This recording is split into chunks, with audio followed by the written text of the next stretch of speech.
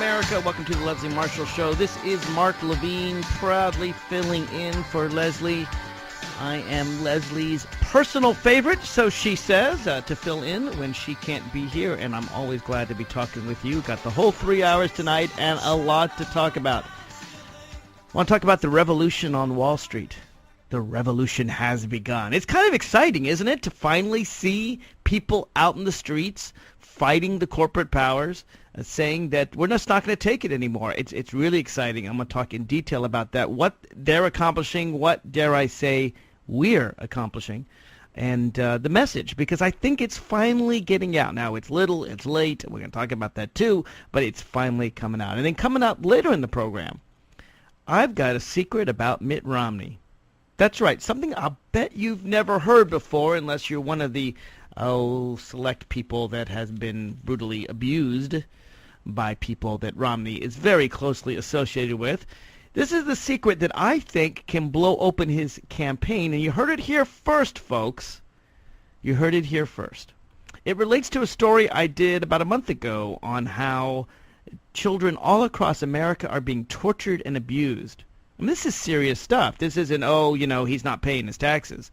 This is actual brutal physical abuse connected to Mitt Romney. You will get all the details later in the hour. Don't miss it. But let's start with the revolution on Wall Street. Because when the Tea Party started up, including, remember, how much support it had by conservatives all over the media, CNBC, Fox News, and frankly, anywhere you saw a conservative, CNN, MSNBC, anywhere you saw a conservative, they were anxious to basically grab this movement and declare themselves a leader of it, right? To grab it. Now, the Tea Party movement has actually tamed down a lot. I think they've seen what happens when they get their people in power. It's exactly what I predicted would happen. It's massive gridlock, because Republicans are trying to contract the economy, to make the economy smaller, to make unemployment higher, to make Americans suffer so that we throw out President Obama. And the Democrats are trying to expand the economy, to have more jobs, to have less unemployment, so that we have prosperity. And cynics would say to reelect President Obama. But see, I'm okay with that. I'm fine with saying, hand in hand, it's okay to do something that actually helps America, and it helps the president.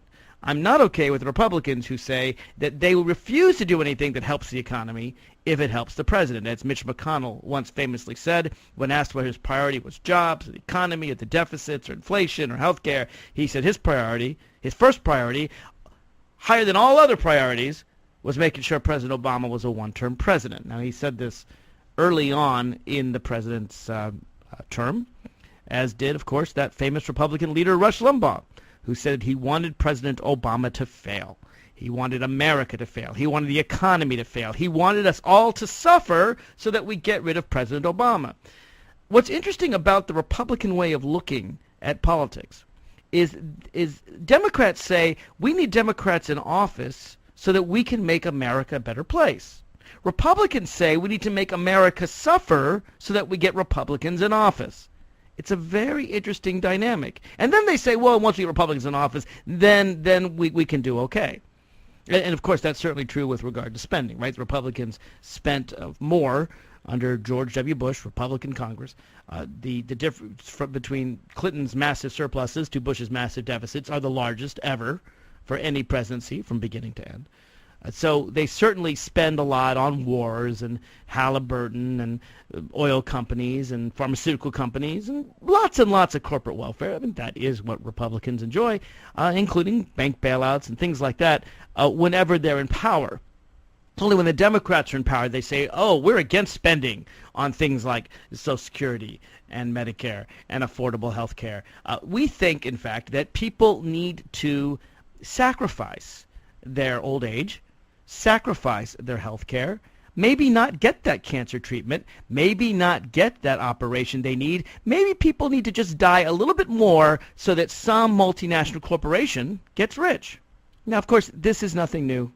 This is something Republicans have supported, well, I don't know, at least back to Herbert Hoover, probably Calvin Coolidge, Harding, yeah, pretty much goes back at least 90 years. The last progressive Republican we had was Theodore Roosevelt. So this is nothing new. What is new is people are fighting back. and it's really exciting. I have talked at length about the corporate welfare system. I have talked at length about the power that multinational corporations have over America. I'm not the only one. You hear it all the time from progressive radio hosts. But finally, it's starting to fire the popular imagination. And I got to say, it's because people have taken to the streets. You know, how did we finally stop the war in Vietnam? How did we finally win the civil rights movement? I mean, I say we, I wasn't there, but I was spiritually there because, you know, I was too young, but I certainly would have been there, I think, had I been of age, had I been alive and of age. How were these wars stopped? How was civil rights achieved? When people took to the streets, right? Martin Luther King's famous March on Washington. You got to be seen to be heard. It's as simple as that. The Tea Party understood that. But the difference is where the Tea Party were shills for their corporate masters, where the Tea Party was going out there saying, raise my taxes to give the money to the rich. Well, they didn't quite say that. What they really said was, lower the rich people's taxes. I don't need my taxes lowered. I never understood that kind of generosity. The generosity of Tiny Tim, who gives up his hip operation so that Uncle Scrooge gets a little more gold. I think that's just silly. It's fine for the rich to be generous. I'm all for that. Warren Buffett, Bill Gates, more power to you. In fact, I want to talk at length this hour about the Buffett rule, right? The idea that maybe, just maybe, people who make millions and billions a year should pay, at least the same tax rates as their janitors. I think they should.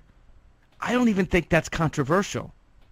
But Republicans do, and I think you should watch very carefully the likely Republican nominee, Mitt Romney, because he is someone who has profited most from this nice little loophole that says if you work hard by the sweat of your brow, if you dig ditches, if you teach a class, if you act as a cop, if you work at a restaurant, and I know how hard waiters work, if you work in retail, anything, doctors, lawyers, you pick the job. For most jobs, you pay ordinary income tax rate. But for a very select group of super millionaires and billionaires, they pay less than half that. Less than half. Warren Buffett pays less than half the tax rate of the vast majority of people who work for him. Now that's crazy, but it's true, and affects very rich people like Mitt Romney. I want to know why Mitt Romney only pays 15% on the vast majority of his wealth. I know the answer. It's legal. I'm not saying he's breaking the law. It's perfectly legal. We all know the reason. If you don't know, I'll be happy to explain. It's called capital gains taxes. Capital gains taxes are interest you earn, things you earn on your investments. If you're a hedge fund manager or a venture capitalist, the way that Mitt Romney is with Bain Capital, then guess what? You can actually pretend that this is the same as interest in the bank, and actually it's his whole field, but he's going to work and making money, vast amounts of money, hundreds of millions of dollars, and he only pays 15% on it. Because capital gains are taxed at a lower rate than ordinary income, and that sounds like a bunch of tax gobbledygook, but most of you know that. And most of you know how few Americans get capital gains. I mean, all of us might get a little bit, right? We get a little bit of stock that goes up, and that's great. That's fine for most of us. I'm all fine if you want to tax capital gains low for people who make under, $1 million, whatever. But did you know that 1/2 of all capital gains taxes, the benefits that you get from having these low tax rates, 1/2 of them go to 1,000th of Americans. 0.1% of Americans. Those Americans that make more than $1.5 million a year. What? How many people you know that make more than $1.5 million a year? I don't know that many. I'd like to have more friends like that.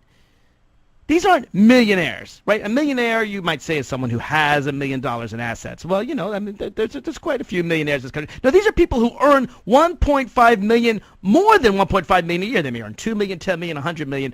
Those very small, select group of people get 1/2, 50% of all this wonderful benefit, where they pay a lower tax rate than your average janitor or teacher or student or middle-class American, factory worker.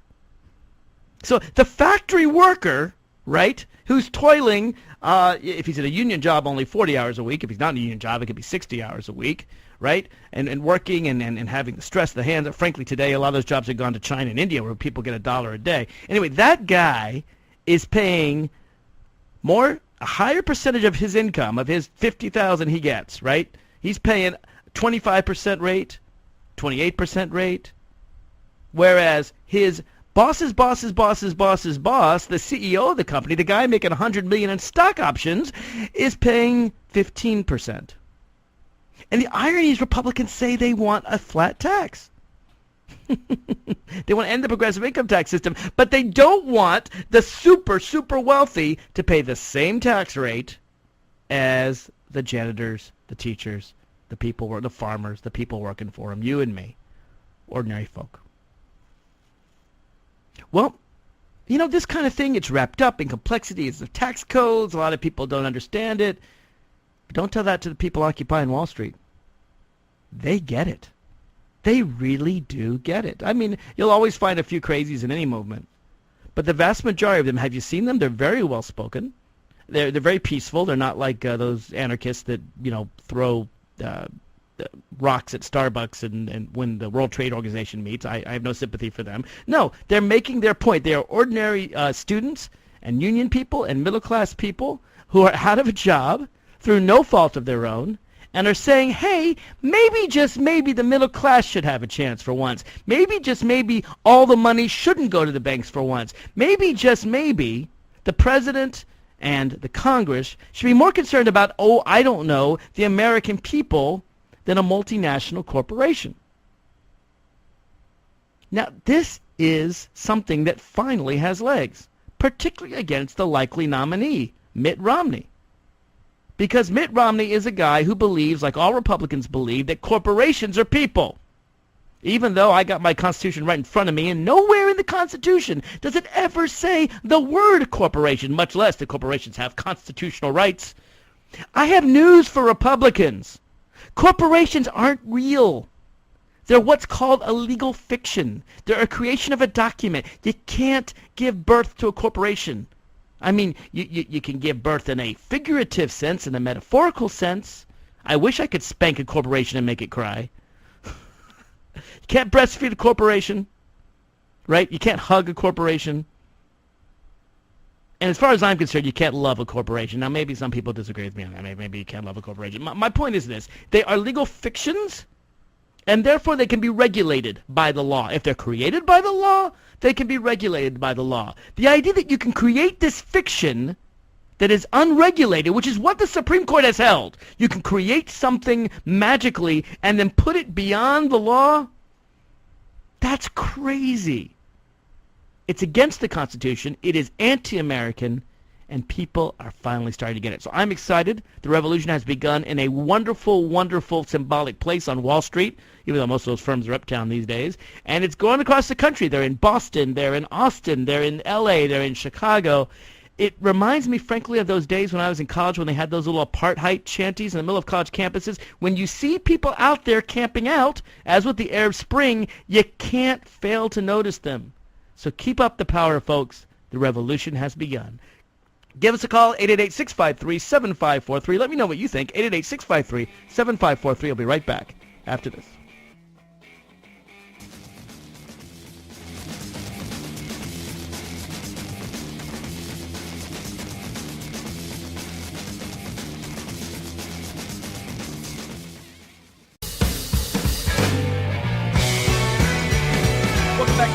This is Mark Levine talking about, well, the revolution has begun. It will be a peaceful revolution.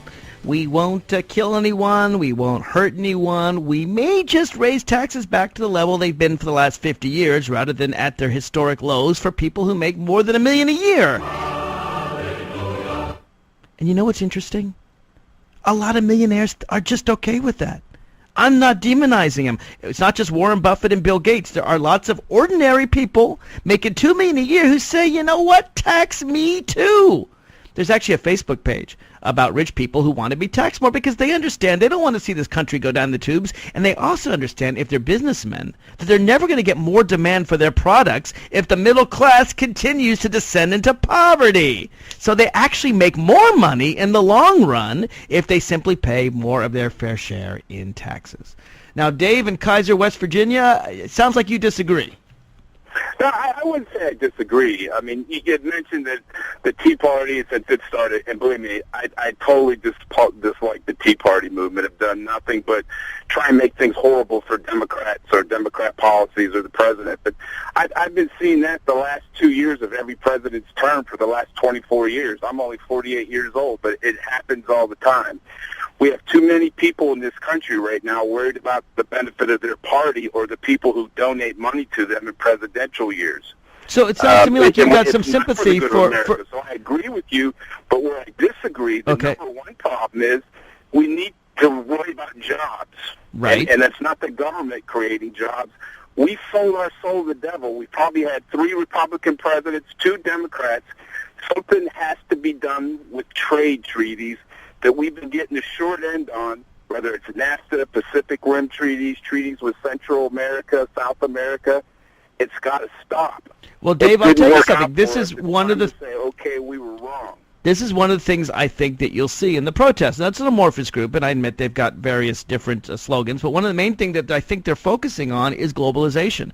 People like Rick Perry, who thinks that the best way to compete with Mexico is to make Americans poorer than Mexicans. I mean, people are now talking about all the jobs that are going to India and to China, and they're doing it in this protest on Wall Street, making it clear that it's okay to say we prefer Americans. For all the fact that conservatives are so much against illegal immigrants, you think they would be also against taking jobs overseas, but no, they love that, and no one does that more than Mitt Romney, which is why I think he's going to have some trouble defending that. Because no one's done anything to overturn those treaties that go back to Bush the first. Well, it depends on which treaty. It goes on ever since once Reagan was gone. Everybody's been on board with all these treaties. Well, until Americans can start making money and start working production. We used to produce more goods and services than anybody in the country, in the world. That's true. They sold us that if we give the production jobs to other people, we can uplift them in their countries, and all the high-tech jobs will be in our country. Well, now we learn that people in India and Pakistan can do the high-tech jobs. That's true. Dave, I got to take a break. Unfortunately, that's just the way it is. Folks, if you want to call in, it's 888-653-7543. I think Dave's got some good points. I do think, though, that we can become a center of high-tech the way they do it in, say, Germany and Sweden. It's not out of the question for America. Right back after this.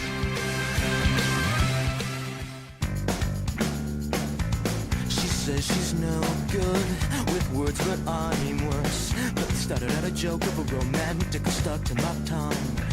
Welcome back to the show. I'll tell you, I was just listening to that song. I could listen to that for a while. But no, we got important stuff to do, folks, because the revolution has begun. What can I say? We are finally taking on Wall Street, and I say we because I'm identifying with those protesters. No, I don't agree with everything they have to say.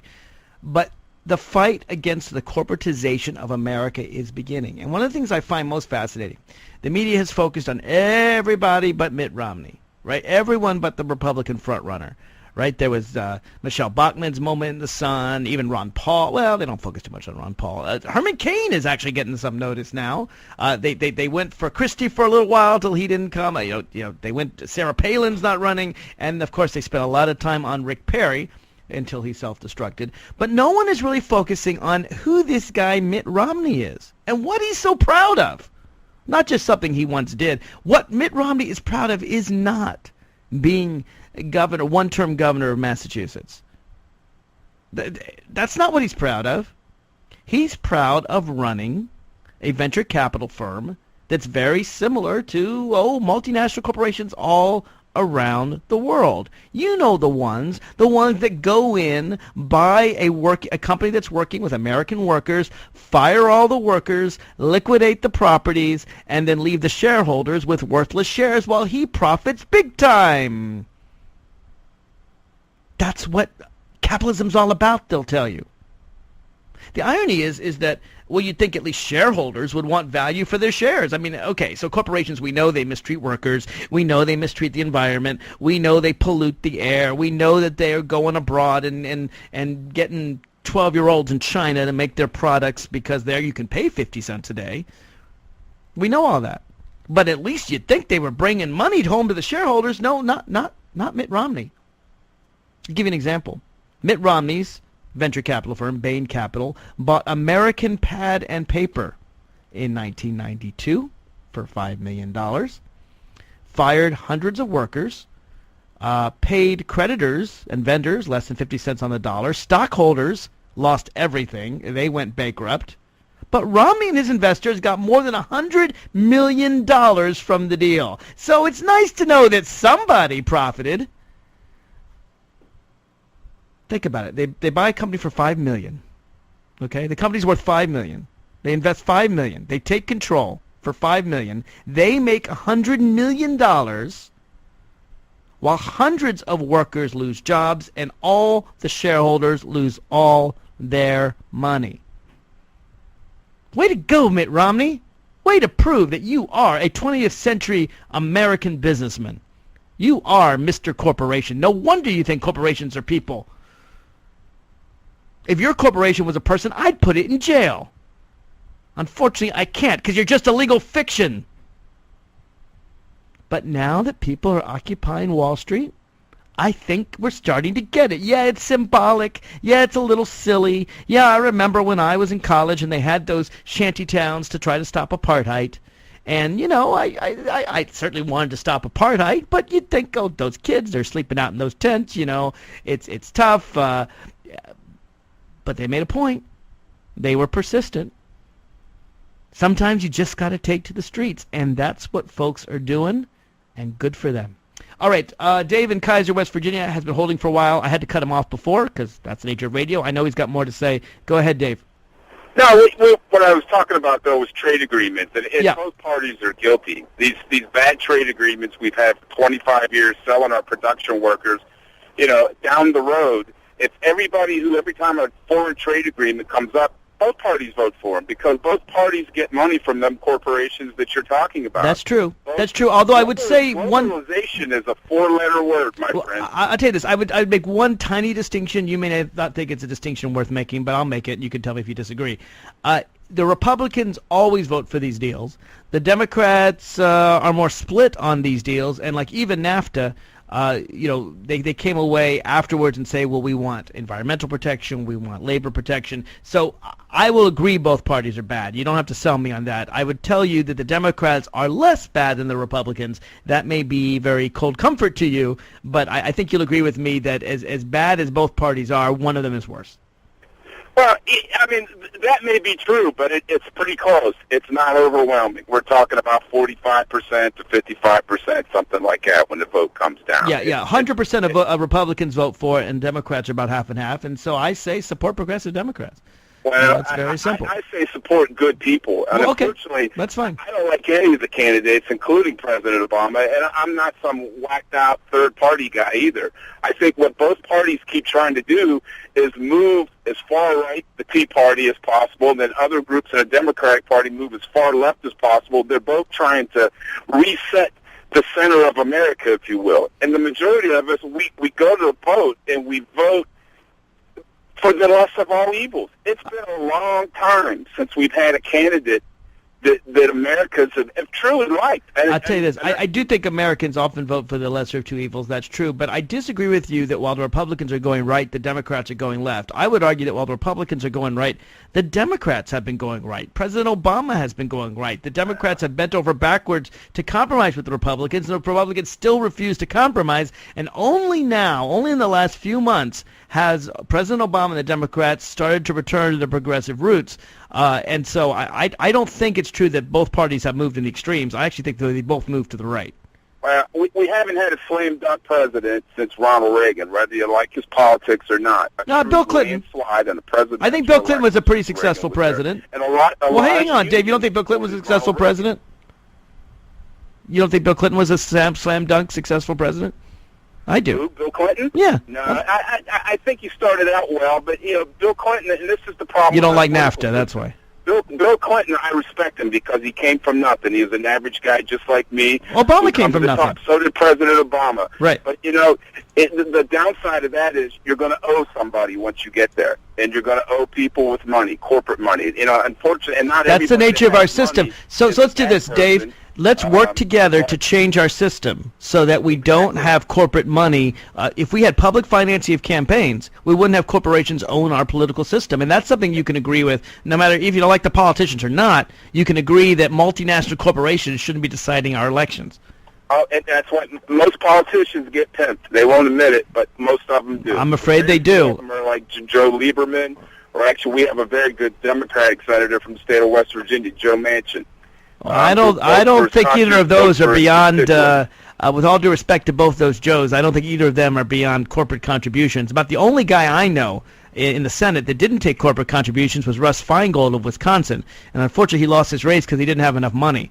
But most of the rest, I'm afraid, are pimped out, to use your words, and that's why we need public financing campaigns. That's why the Citizens United case, which is a horrible case, that said that one multinational corporation should have more power over our elections than 300 million American citizens. I mean, that is disgusting. It shouldn't happen. It shouldn't happen. And frankly, that should be the reason.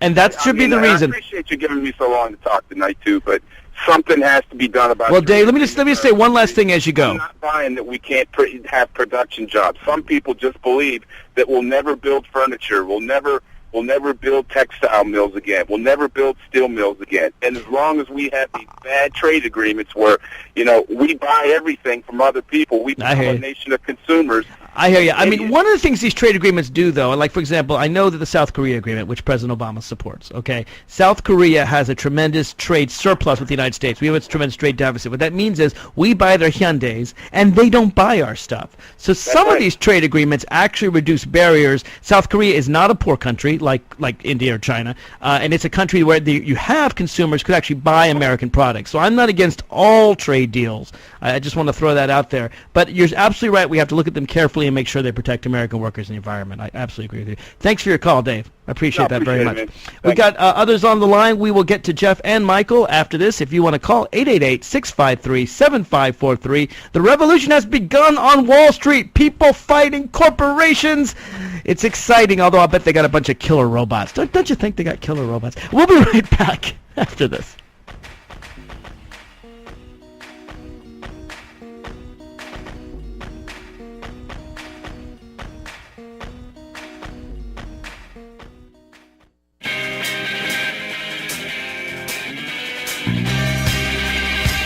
Welcome back to the show. We're talking about the revolution on Wall Street. In the next hour, you're not going to want to miss this.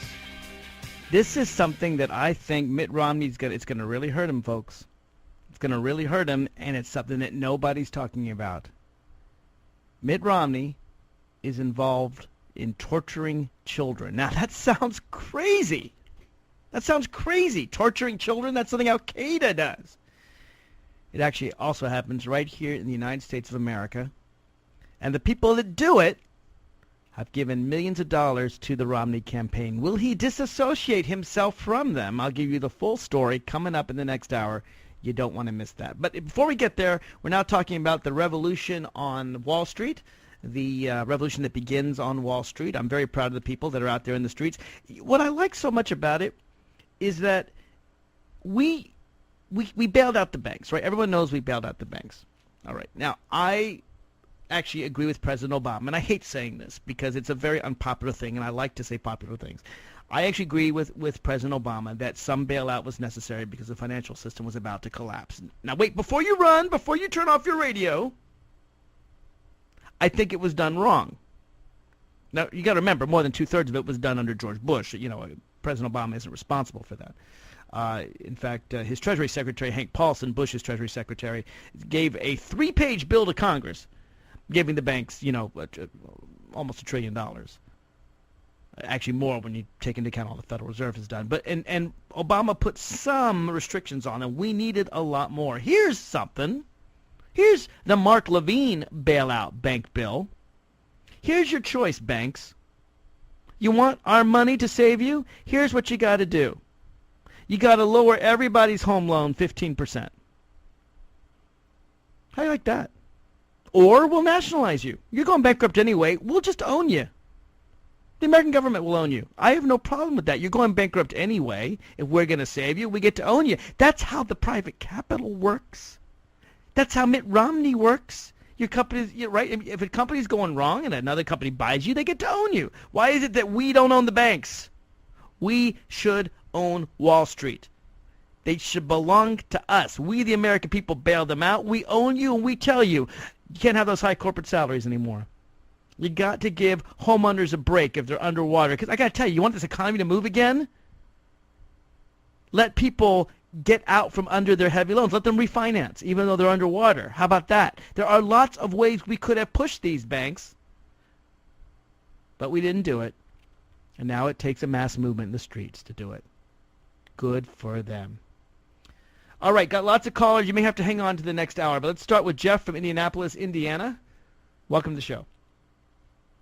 How you doing? I'm good. What are your thoughts on the Wall Street revolution? Well, from what I've heard of it and seen on the media, I disagree with a lot of the standpoints. I get, like you just talked about, I get the understanding, a lot of people are hurting because of their mortgages and everything. I disagree totally that the government should own any part of any business. Well, Jeff, let me ask you something about that specifically, and then we can get to other stuff. You may have to go on in the next hour. If you do, you do. But you say you disagree the government should ever own any part of any business. Now, do you think the bank bailouts were necessary or not? I agree with what you said. I think if it was necessary, no wait. If someone comes to you, I mean, if someone comes to you and says, "I'm in real bad shape. I need money, or I'm going to die. I got to pay off the mafia, whatever," and you give that friend, that family member, the money, they owe you something, don't they? Right? If a private capital group comes in and spends $1 trillion on a company, they own the company.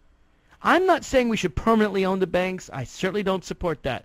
But as a temporary measure, just like we temporarily own the auto companies, right, a majority interest, if we're going to give the banks all this money, we should either own them or at least give them lots of strings attached so that they use our money wisely. Look, when the Wall Street flat on its back, all right, when they're flat on its back and their feet up in the air and they say, "Just save me," that's when you can get whatever you want from Wall Street. You can't get that now. They're all back to their arrogant, rich selves. But for a few shining moments in 2008 and 2009, Wall Street was on its back, demanding help from the American taxpayer. We were giving that help. Why shouldn't we have leveraged that help, even if it meant owning the banks? And see, that's where I think we should take a better look at it and see, we have bankruptcy for a reason. For individuals, we have it for companies, corporations, whatever you want to call it. There should have been bankruptcy put in place. Somebody should have been able to, a company should have been able to come in, whether they had to break down and divide it out into different companies. Companies should have came in and took control of that company. Jeff, have you ever been involved in the bankruptcy process? I'm curious. That? Have you ever been involved in an actual bankruptcy? You ever been there or been a creditor or ever been involved in bankruptcy court? I'm just curious. Yes. You have been? Yeah. Because I used to be a lawyer in California, and I actually did some bankruptcy law practice. And if you've ever been in bankruptcy court, you know it's far from the panacea that it sure sounds like. That, oh, yeah, we'll just go into bankruptcy.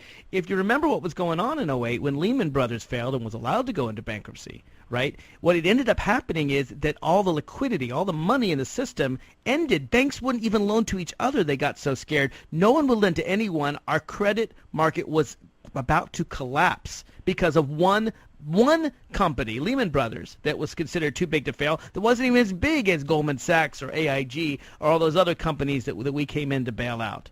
So the idea that, bankruptcy may work. Let me say this, and then I'll give you all the time in the world. Bankruptcy may well work if you've got one bad company.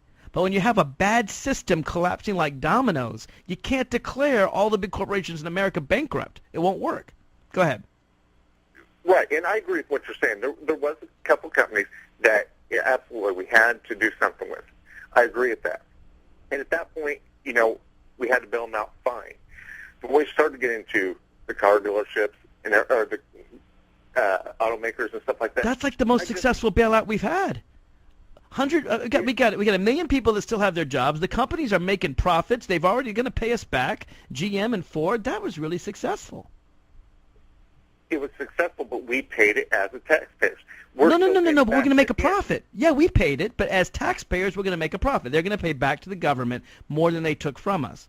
And I'm only arguing for emergencies. I'm not saying we should regularly invest in, auto companies. But my only point is when we have to come in because they're on their back and they're in desperate shape and it's very important because they're too big to fail, then we should get some strings attached. That's why I really like a lot of the stuff in the Dodd-Frank bill, and that's why I'm really annoyed the Republicans are not allowing this bill, which passed as law, got through the filibuster of the Senate, got through all the committees, took 2 years, had a million lobbyists trying to strangle it. Now that it's become law, they're trying to strangle it before they actually do the regulations. But see, I think that they did. We go back to the GM thing. They did take out all the shareholders out of that. They paid all the United Auto Workers. They took and put that money back into their pockets. Right. Well, that makes sense to me. They're workers. They're working hard. It wasn't their fault that the whole thing fell apart.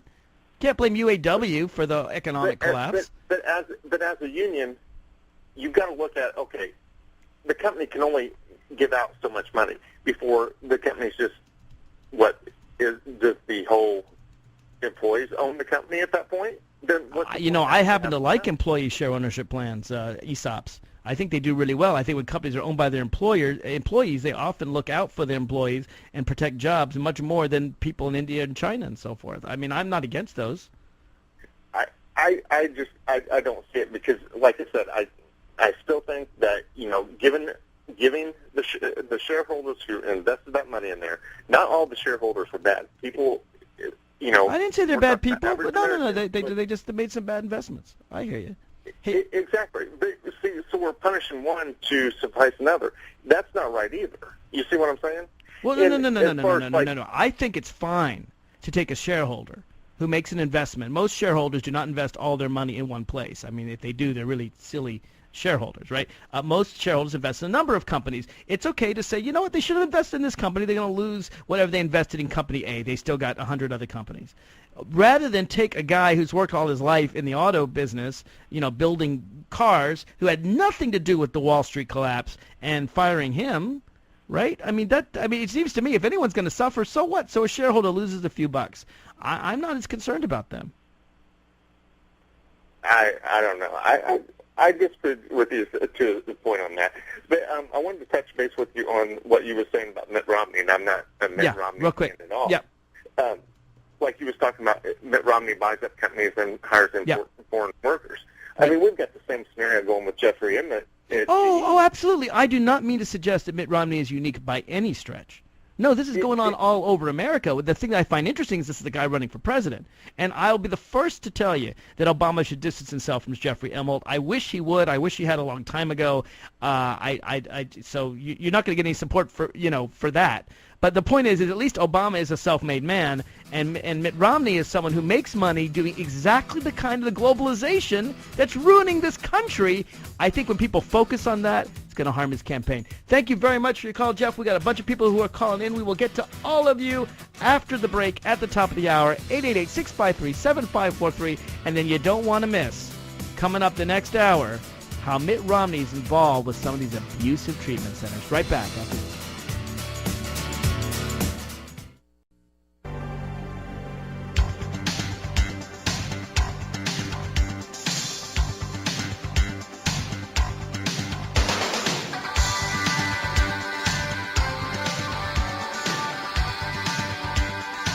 Welcome back to the show. This is Mark Levine, proudly filling in. Happy to be here talking about the Wall Street revolution that has begun and also about President Obama and his jobs plan. He is out there. He hasn't given up on it. He is still selling it, specifically selling it with a millionaire's tax. Now, millionaire means two things. It's not someone who has $1 million in assets, but those rare human beings who actually make more than $1 million a year, that most of them, it seems, actually want to be taxed, thinks they're taxed too little. And he's going and he's selling his plan. And then later on in this hour, we've got some explosive stuff about Mitt Romney and his wife, too, by the way, and their connections with some torture going on about American children. You're not going to want to miss that. But first, we've got Ellen Ratner with the Talk Radio News Service talking about President Obama's press conference today. Welcome to the show, Ellen. Well, basically, the president, warned the Republicans that they better do some explaining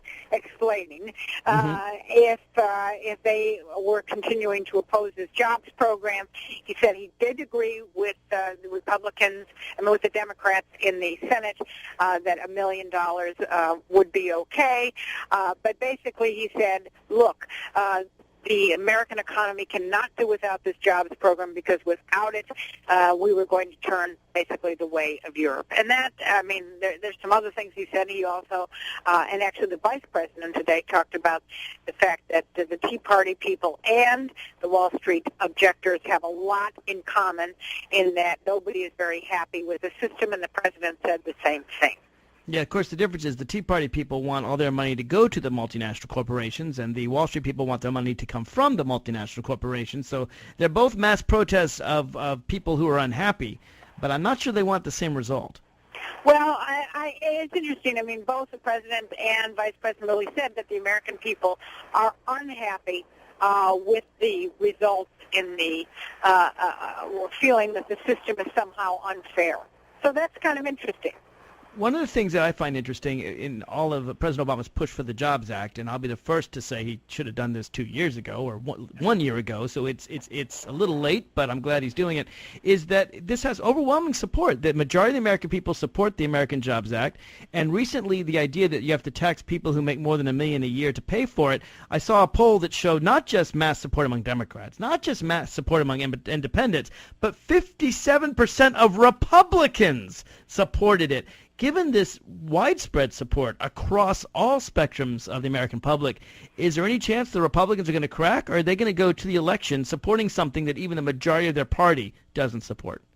Well, the question is, will they move to the middle after they elect their right-wing person? And I think they're going to have to. But look, I still am one of the few people in this country that absolutely believes that Obama's going to get reelected. See, I think he is too, because it seems to me that, we still got a ways to go. I mean, we've got a year and a month before November 2012. And here President Obama is finally doing the Harry Truman strategy that I got to say I advocated he do 2 years ago. He's running against Congress. He's running against the Republicans. And he's saying, hey, pass my jobs bill. And the American people support it. You think this is going to help his numbers? I actually think that I don't think it's necessarily going to get through, because I think that I don't think it'll get through. Republican House is going to do everything they can to exit out. Oh, I'm sure they will. I'm just saying look, I'm sure the Republicans will do their best to obstruct it. I just think that for once it's going to be politically helpful for the president to go up against them rather than trying to compromise with people that don't want to compromise. Well, we'll see. I mean, it'll be interesting to see what happens. Also, the other thing that passed Senate today, at least to the 60 votes necessary, is the Chinese currency bill. Doesn't look like that's going to probably go anywhere in the House, but hey, it passed the Senate. I don't even understand why that wouldn't go anywhere in the House. I mean, the Chinese are... And the House is just anything the Democrats want to do. They're just Xing out. But when did the House become more loyal to China than the United States of America? Okay, I know Republicans hate Democrats. Do they love Chinese more than Americans? Good question, Mark. Thanks for your call. I always appreciate when you call in, Ellen. You take care. Love the Talk Radio News Service. All right.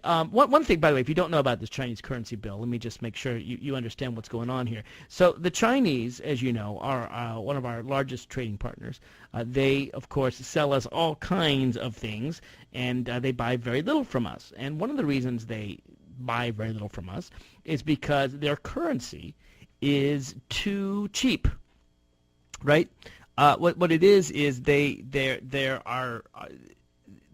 have a stronger economy. They're selling a lot of products. And instead of doing what you do, let the currency float on the open market, let it appreciate so that more Chinese people can afford more dollar-based things, and frankly would make their goods more expensive so less Americans would buy them. That's the way it naturally floats in the free market. China doesn't play by the free market, right? And so they have artificially deflated their currency. And by doing so, they keep this massive trade imbalance, and they just buy up all these American dollars. Now, you would think the Republican Party would support America and the free market over Chinese communist government manipulation of the free market, right? You think, first of all, they'd be for America over China. Number two, you think they'd be for capitalism over communism. Number three, you think they'd be for the free market over government involvement in the market. Number four, you think they'd actually care about the economy. But as you heard from Ellen Ratner, if it means, what it takes to bring down Obama is defending communist dictators that are destroying the American economy, the Republicans are there. Woo-hoo! They love communism. They hate America. They love dictators. They hate the free market. They will throw out every single ideal they've ever had just to get power. And if you ever want proof of it, look at this Chinese currency bill. It's amazing, the hypocrisy. Amazing. All right, Michael from the Bronx, you've been hanging on a long time. How are you, sir? Hey, Mark, how's it going? Going good, going good.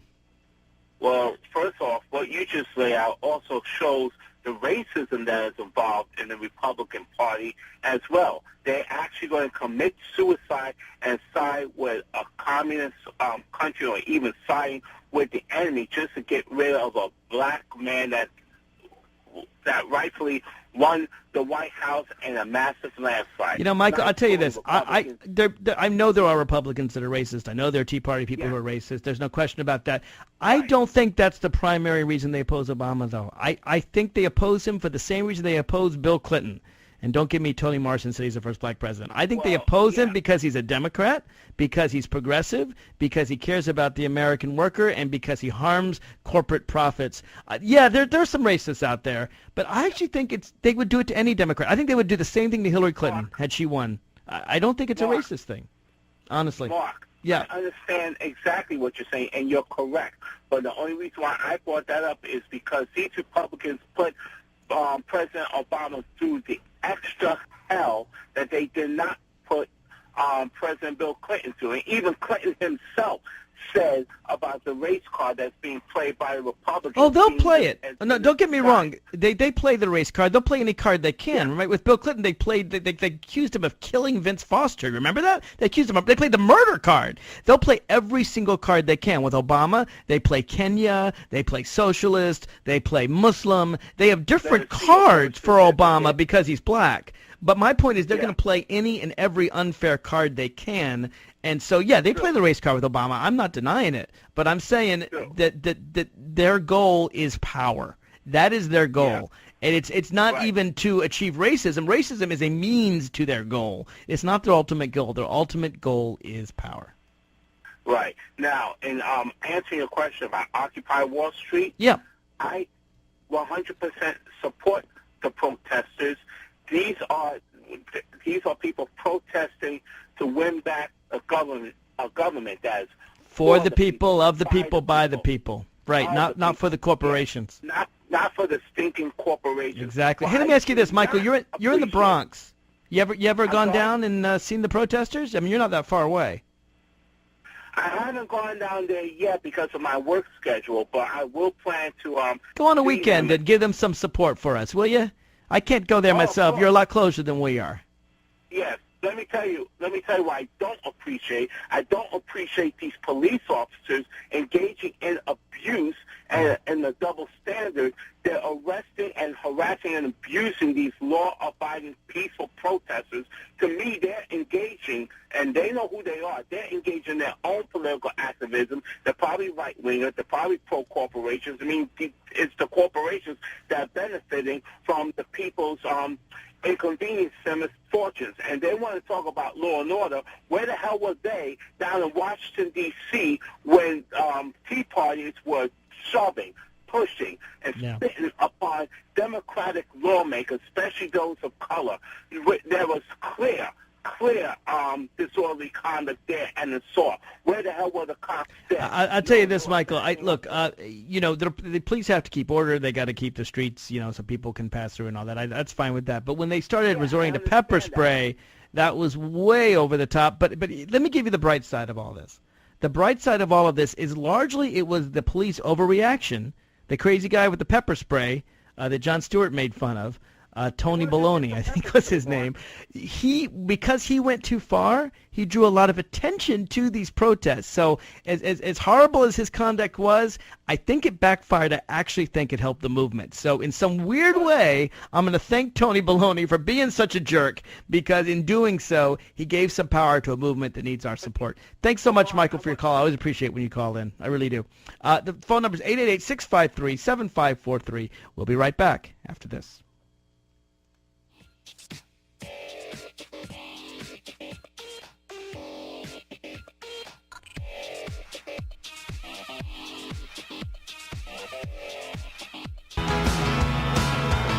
Welcome back to the show. This is Mark Levine. Coming up soon, got some explosive revelations about Mitt Romney. It all relates to a show I did, about a month ago now, on these residential treatment centers where kids are supposed to go to be helped, but end up being tortured and abused. Romney has some connections to people who've done that. We're going to discuss that. Also, new bills introduced today. H.R. 1326, Senate Bill 1667. You don't have to remember the numbers. Not 1326, 3126. See? That's why you don't have to remember the numbers. I'm already mixing them up. It's the bills to stop this abuse. The bills are called the Stop Child Abuse in Residential Programs for Teens Act. It's been introduced in the House and the Senate by Congressman George Miller of California and Senator Tom Harkin. We're going to talk more about those bills as well and what you can do to stop the most vicious torture that's occurring in America. It's not at Abu Ghraib. It's not in Guantanamo Bay. Look, I don't support torture for horrific, awful terrorists.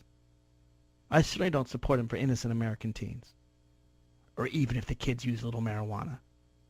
Right? If you don't, whether or not, you know what? Let's take Guantanamo. Whether or not you want to torture Muhammad Atta, well, he died in the killed himself and killing others on September 11th. Whether or not you want to torture Moussaoui or others involved in massive terrorist attacks against the United States, I actually understand that urge. I really do. And we can argue over whether it's effective or not. We've had these debates. We can do that all the time. If you support torturing those people, you know, I think that's a reasonable argument. I don't, but we can argue that point. It's arguable. But no one can argue you should torture American children for any reason. And yet Mitt Romney is hanging out with these folks. Definitely not going to miss that. Coming up. First, before we get there, though, I want to talk about the movement to Occupy Wall Street. The revolution has begun. I'm glad it has. I'm very proud of the people that are there. That doesn't mean I support everyone that carries a sign there. But the idea that we need a permanent... the nice thing about these little occupation things, it reminds, like I said, of the movement against apartheid, is that you know that they're not going to stop until they get some results. The same was true of the Arab Spring. Once people take the streets, they're not going to stop until they get results. And we need results. We need results from banks. The banks who we bailed out need to give back. I remember supporting 2 years ago a bill that would have taken 90% of those AIG bonuses and taxed them. Remember that? Absolutely support that. Republicans didn't support that. Wonder why. We need to get more focus on Dodd-Frank. Congress worked very, very hard to come up with a program, a detailed program to prevent this too-big-to-fail nightmare that makes us bail out these people, right? That lets them fail in a way that can be orderly. The same way we do with banks right now. You know, the Federal Deposit Insurance Corporation, if a bank fails, then you don't lose your money. It was insured up to $100,000. Today it's $250,000. You don't lose your money in the bank because you're the Federal Deposit Insurance Corporation. What is that? That's a good old New Deal program where the banks pay a little bit of money into this insurance plan, so if they fail, depositors don't lose it. And we don't pay a cent for that as taxpayers. Well, that should be true for brokerage firms. That should be true for the Lehman Brothers and the AIGs of the world. Well, what Dodd-Frank does is it doesn't allow any individual, any corporation, particularly corporations, to get so big that they become a systemic risk to the nation's economy. And you know what? If you disagree with it, it's too late. We had this debate for 2 years. We had tens of thousands of well-heeled lobbyists being paid millions and hundreds of millions of dollars to walk down to and say to members of Congress, if you don't make sure that I get millions of dollars, you're not going to get money for your campaign.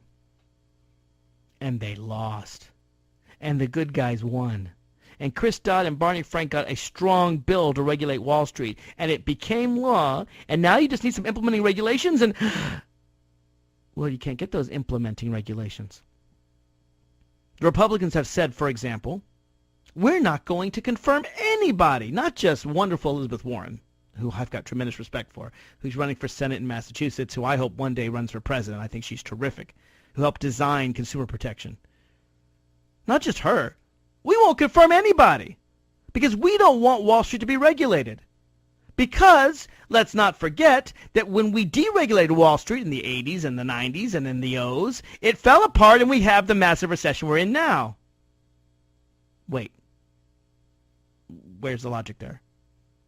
See, we did regulate Wall Street after the Great Depression. We did, I mean, not just Glass-Steagall, but all kinds of programs. Things like there was the program to prevent, that came back from the panic of 1906, the one that prevents you from betting on things you don't own, right? Betting, the whole thing that allowed for credit derivative swaps. It was called bucket shops, the Bucket Shop Act of 1907, because that was the thing that people would gamble, like on horses. They would gamble on, on other people's stuff. And they banned it because it caused the panic of 1906, and then the Republicans got rid of it, and lo and behold, $50 trillion, that's what, 4 times our national debt, was bet, and the whole world economy went to hell. Wall Street needs regulation. The people occupying Wall Street know it needs regulation. Heck, even the people who work in Wall Street knows it needs regulation. If it doesn't get regulation, they end up speculating with our money. Dodd-Frank is law. The Republicans are preventing it from being law. And the President of the United States and the people who are occupying Wall Street need to make very clear. The Republican Party can stand on the side of corporations or on the side of the American people. It's time they stood for us. 888-653-7543. Back after this.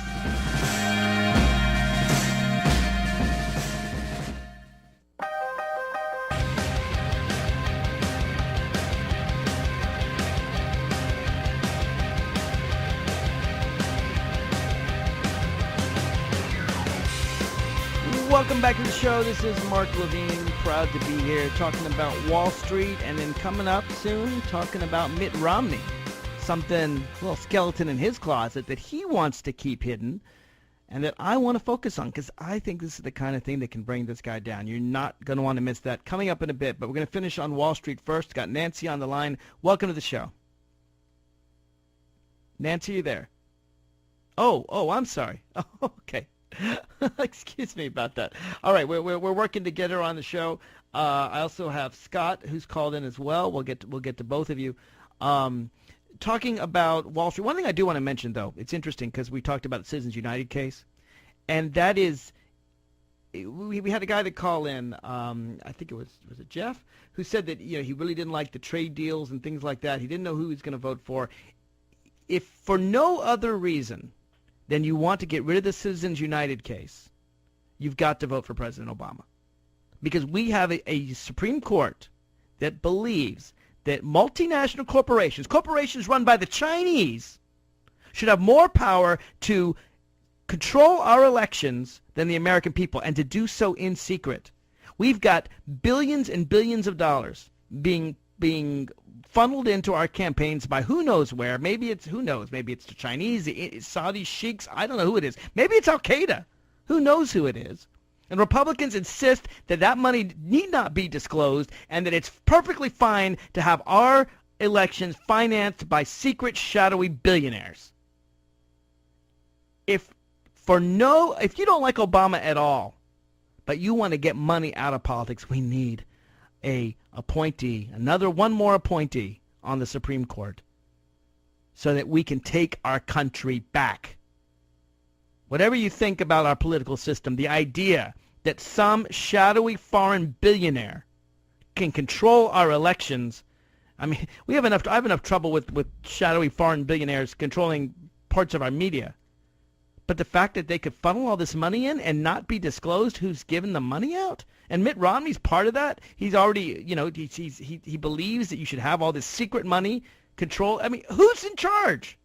Is it the American people, or is it a bunch of fat cats who are holding a bunch of marionette strings? If for no other reason but to get a decent person on the Supreme Court so that we have a 5-4 American majority that focuses on the American people and on the American Constitution, which doesn't mention corporations, rather than a bunch of, shadowy billionaires. I think that's an obvious choice. Do we have Nancy there yet? Okay, Nancy, welcome to the show. Well, I had actually called about two different topics. Okay. But as far as what you're saying right now, I think that you're really getting to the heart of the matter of why people are demonstrating in Washington. Mm-hmm. Or New York, sorry, in everywhere. New York is what I meant. In Yeah. New York City. They're in Washington, too.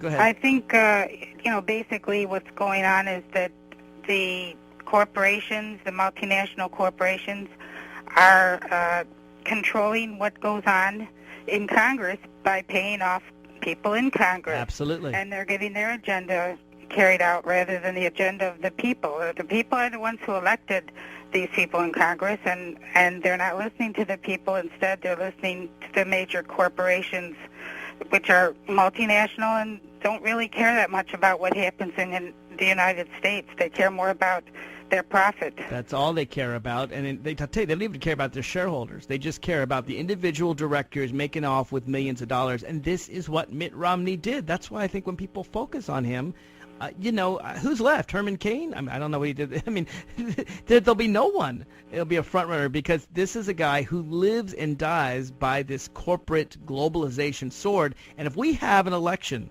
about whether or not we support more power to corporations and more power to globalization and more power to multimillionaires who pay less taxes than the rest of us, I don't care how bad the economy is. I don't think the American people are going to support somebody like that. Right. So, yeah, I'm glad to hear that you're supporting the demonstrators on Wall Street. I am. Tell me your second issue. You said you had a second issue. Okay, well, the second issue, I was a little concerned. I heard an update that was given on the show, I think it was yesterday, a woman who reports what's going on in Washington, and there was something that she mentioned about fracking, and I don't know if I heard this right. I'm hoping I didn't, that Obama was going to support fracking, and I was wondering if you knew anything about that, because I was horrified when I heard that. Well, I'm concerned about that, too. I know that it was I think it was Lithuania, it may have been Latvia, one of those two places. They did a lot of fracking. Fracking, of course, is the use of natural gas, shale oil, actually, to make... to basically you put water. It's a complex process. But basically, Lithuania, you're talking about? It's Lithuania. In the country of Lithuania? Yes, I think it was Lithuania, may have been Latvia, but what they ended up doing in trying to get this shale oil out is they ended up poisoning some 80% of the rivers. Right. Because when you get when the water that's used to get the shale oil out, and again, I'm not an engineer, but my understanding is you have to have a quality of water. What happens is that the water gets into the groundwater, and then you can't use your rivers. You can't use your streams anymore. Right. Now, but Obama has said he's kind of having it both ways, honestly. He's saying that he would be okay with it if it's safe. But right now it's not safe. So now he's going to have a study to understand how safe it is. So he's kind of playing it both ways. He's putting forward this study. I think the study will show that it's not safe. Yeah, I would think so too. So and, maybe if he has this, but it depends. If you have a bunch of corporate people who are on this panel, right? Right. That's the danger. Yeah. Exactly. So I need to find out more about this board. I do think Secretary of Energy Stephen Chu is a pretty good guy, and I can't imagine him not having a relatively fair panel. But although I got to tell you, I'm just reading right now, and I'm just doing my own research as we talk because it's a little bit off topic. There is a coalition of leading scientists apparently who has discredited this panel. So I tell you this, I don't know all the details. I'll look into it and I'll do a show on it at a future time. Fair enough? Thank you. I really appreciate that. Not a problem. Thanks for calling. I appreciate that. Talking about the revolution on Wall Street that has begun, and then into the next hour, I've got a little secret about Mitt Romney that, I think you're going to want to know about. It's one that I think could be his, we call it the macaca moment. That was George Allen's. That's when we caught him saying something racist. For Obama, there was Reverend Wright that embarrassed him. Well, you think Mitt Romney would be embarrassed by some of the people he associates with and some of the companies he owns. We're going to talk about that in just a minute. Before I get there, I want to finish up on Wall Street. Rob from Clearwater, Florida, has been hanging on for a while, and I know he has a comment about the Wall Street protesters. Hey, Rob, how are you? Not bad. How about yourself? I'm good. What's your comment? I was just wanting to, I don't know. I was just watching Bill O'Reilly. Don't ask why. And I'm actually on Bill O'Reilly from time to time, so that's okay. I look. Go ahead. What did he say this time? Well, I pay attention to wording and the word choices people use, especially professionals. Right. And it's very purposeful from him. I assure you, it's very purposeful. Go ahead. Right. Wording is very important. Yes, it is. And he's calling them left-wing radicals, loons, et cetera, calling them crazy and everything like that. Yeah, he didn't say that about the Tea Partiers, I don't think. Sorry? I don't remember him calling the Tea Partiers loons or crazy. In fact, I remember him getting really upset when other people called them loons and crazy. Kind of selective. That's exactly where I was going with it. Yeah. I mean, it's the division in our country is amplified by people like that. And it really irks me. I really wanted to, I understand he's a big boy, but I'm a Marine, and I will stomp a mud hole. Why don't you attack him verbally? Why don't you write him a quick email and call him a pinhead, because that's what that's how you respond to Bill O'Reilly, and tell him he's a pinhead for saying that these Americans who are protesting for their freedoms are somehow loons, whereas the Tea Party people are somehow patriots. Apparently, if you agree with Bill O'Reilly, you're a patriot. If you disagree with him, you're a loon. I'd send him an email. He might just read it on his show. But I don't want to be fodder. You know what I mean? Well, I don't want to be a soundbite fodder. Yeah. Well, that's part of more complex than that, and that goes to the same to what they're protesting about. I mean, he calls them bums and everybody else that I've gone around newspapers, major newspapers, things like that, discussion boards, and it's the same thing. Calls them hippies, things like that. Right. I've been busting my chops since I was 18. I'm a veteran of two different branches, and I'd be there in a heartbeat, because I believe America's more than a place with borders and a flag and a theme song. It's an idea, which is much more important and much more lasting than a country with borders. And part of the American ideal is the American dream, which even if we breathe. To me, the American dream is something where we're born with, we breathe. Everyone believes in America that they can achieve if they just work hard and play by the rules, and they just get a shot at success. Not a guarantee, but a shot at success. And what we're learning is that Wall Street is taking away that equal opportunity. They're giving it to no one. I mean, they're certainly not giving it to the kids working for 50 cents a day in India or China or Thailand or Mexico, and they're not giving it to American workers. I mean, if the folks out there are under the impression that these big dogs at the big table want you at their table, you are out of your mind. They'll throw you scraps. The working class. No, they won't throw them to you. If they happen to fall on the floor, you can eat them, but they won't throw them to you. Right. And if you believe that you working as a fireman or whatever, are going to get that, no, you're out of your mind. But those people don't want to be that rich. They just want to be able to pay their bills and maybe once in a while go on vacation. I've yet to go on vacation as an adult. And that's exactly the kind of stuff they're protesting. You call it social justice, call it communism. Absolutely. It's just a fair shake. And, we had it. We had a strong middle class in America. Really, from after World War II, begins with the GI Bill, right? Taking those brave Americans that fought in World War II, giving them a shot at education. We had the strong 1950s under Eisenhower, when guess what? The highest tax rate was 90% for millionaires, and the economy was strong in the 50s. Bill Clinton raised taxes on millionaires, gave us our strong economy in the 90s, right? But what we've seen is that when you do exactly what the Republicans want to do, which is take away Social Security, take away Medicare, take away our pensions, take away our health care, take away our unions, destroy unions, take away salaries of people, there's only so much you can take away from the middle class and the poor until they start fighting back. I'm reminded, I study American history. I remember what happened 100 years ago in the last, quote, progressive era, unquote, when things got so bad that people took to the streets in these very violent strikes where there were pitched battles between police and protesters and strikers. And at that time, they had, workers were a dime a dozen. You could just replace one, another. And that's why we began with these social programs that the Republicans now want to dismantle. And they are going to take America back to a time of violence. Because I got to tell you, at some point, when you've taken away everything a guy has, when you've taken away his dignity and you've taken away his job and you've taken away his ability to get a vacation or a pension or health care, then what the heck is he working for? He's not working to help some multinational corporation. I know good, hard-working people that go to church and do the right thing and, would stay at a red light at 3 a.m., not a soul around. Right. And these are good people. Right. And they get screwed, and that's the big problem that I have, is that you are told from birth to share what you got, do the right thing, right. Love your neighbor, right, fight for your people, right, and love your woman, and you do all these things, and you're not supposed to be rich. I've never cared to be rich. I wanted to be a priest not so long ago, but I do want to not have to worry if I've got gas to get to work. Yeah.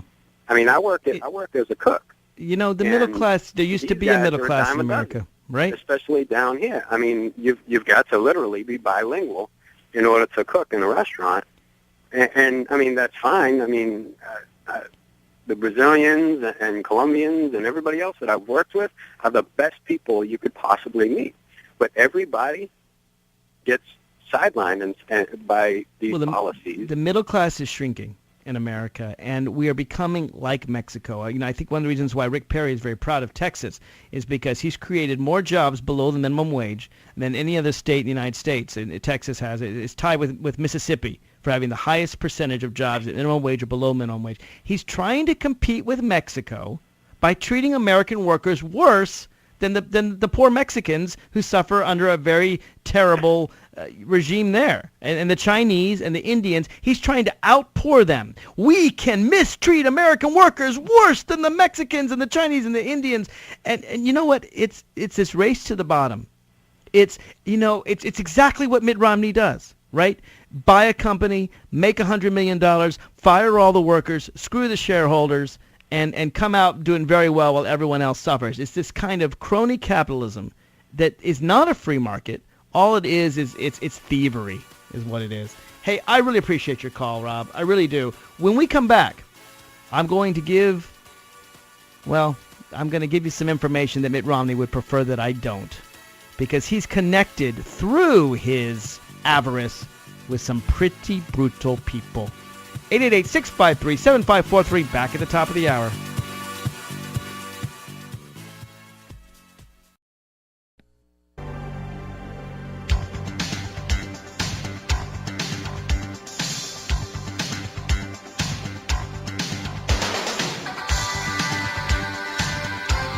Welcome to the show. This is Mark Levine. If you mistreat a dog, like Michael Vick did, you torture, God forbid, some innocent dog. Most dogs are innocent. Some puppy, some dog. If you were to, break its leg, or deny it food or water, or lock it up in a closet for weeks on end, you go to jail. And you should. There's federal regulations that protect dogs from such abuse.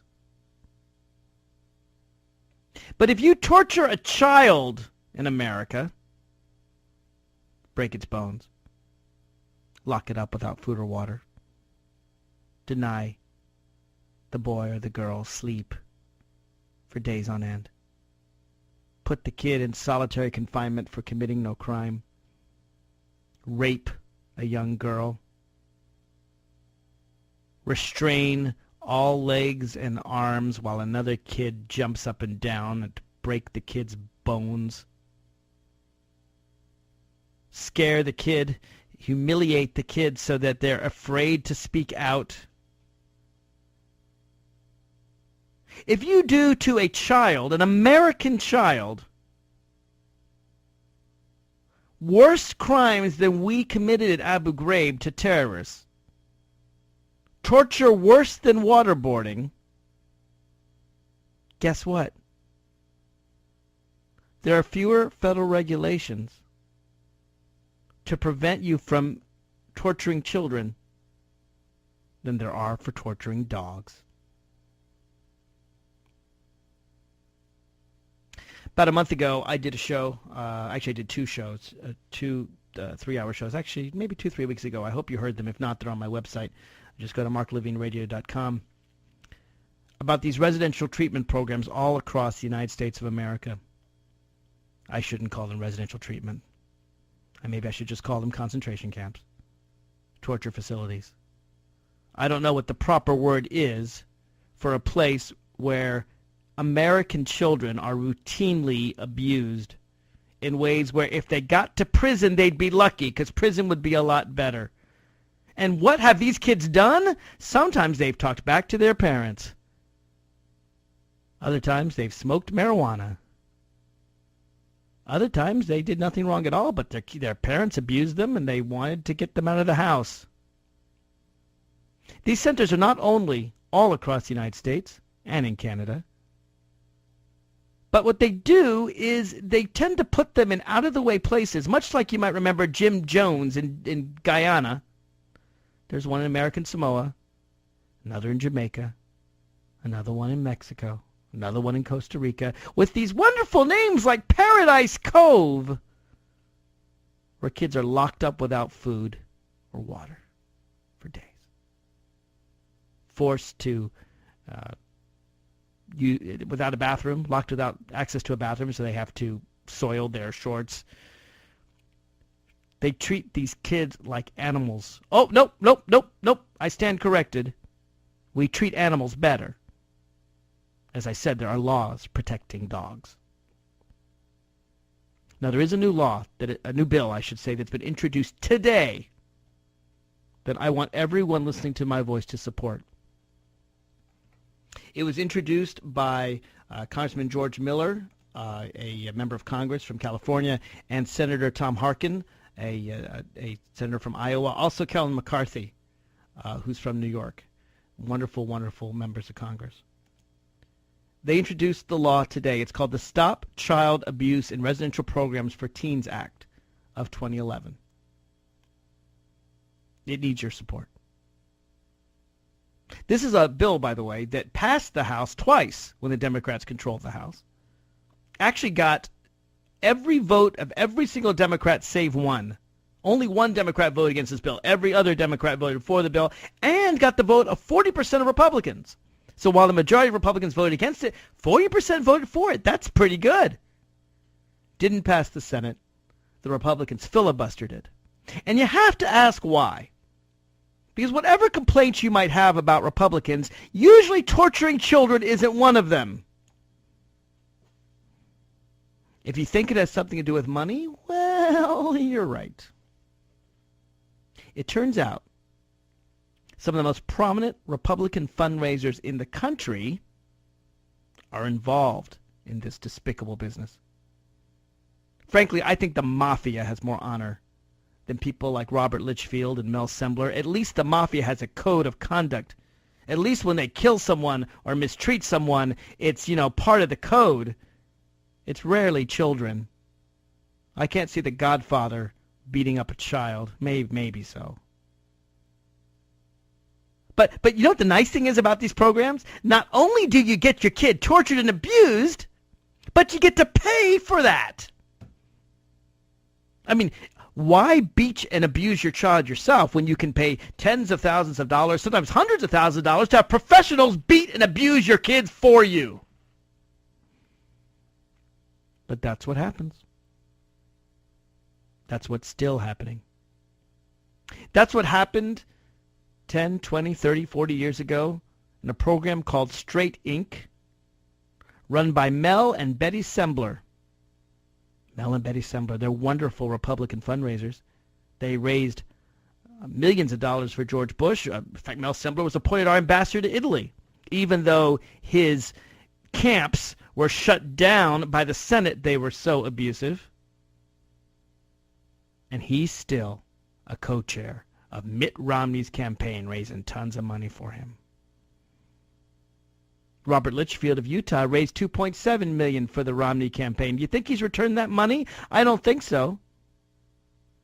Litchfield has a number of lawsuits against him and his brother Narvin for their abusive centers called WASP, WWASPS. Romney has somewhat disassociated himself from Litchfield. That's good. It's time for him to disassociate himself from Sembler as well. Let me play for you just a tiny clip from Inside Edition, which looked into one of these Litchfield camps in Costa Rica. Violence, as in violent kids, as violent staff, yes, violent programs. WASP-affiliated schools around the world were being shut down after allegations of child abuse. This video shows students at a school in Mexico forced to march thousands of laps in the sweltering sun. Mexican officials closed down the school in late 2001. Ashley was sent to another WASP program nestled in a tropical Costa Rican forest called the Academy at Dundee Ranch. Her parents thought it was just what she needed. When parents or reporters are invited in, it looks like a cross between Club Med and an elite boarding school. It's a mirage, it's an image, it's an illusion, it doesn't exist. Ashley and other students we've spoken to claim that academics were a joke at Dundee Ranch. We didn't even have real books. We didn't even have teachers. But the former students tell us discipline was no laughing matter. If you didn't have your feet together, you were punished. If you didn't raise your hand, if you stood up without asking. The punishment was doled out here in this small building on the grounds, where some students say they were restrained and abused. They would shove your face onto the floor. Ashley says during one session, her shoulder was dislocated. And it popped out of its socket. In May, after hearing allegations of abuse, Costa Rican officials raided Dundee and the school was shut down. Students tasting freedom ran wild. Some fled into the jungle and others started trashing the place.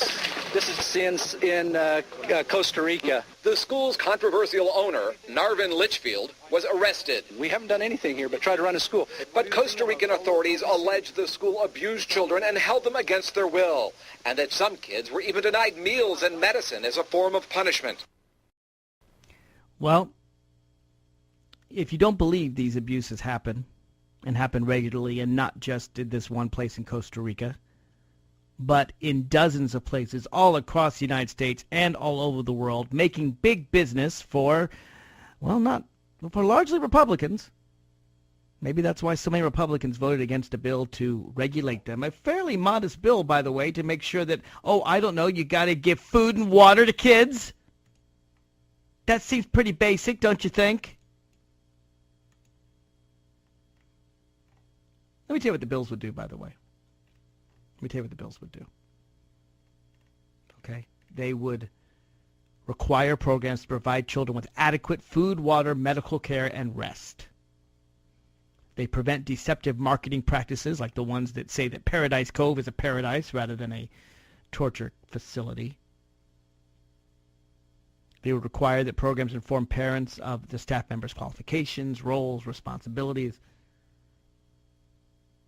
Investigations by the GAO, again, if you want, just listen to my program. It's on my website, marklevineradio.com, as they'll tell you about how in these wilderness camps, these boot camps, that children were brutally abused.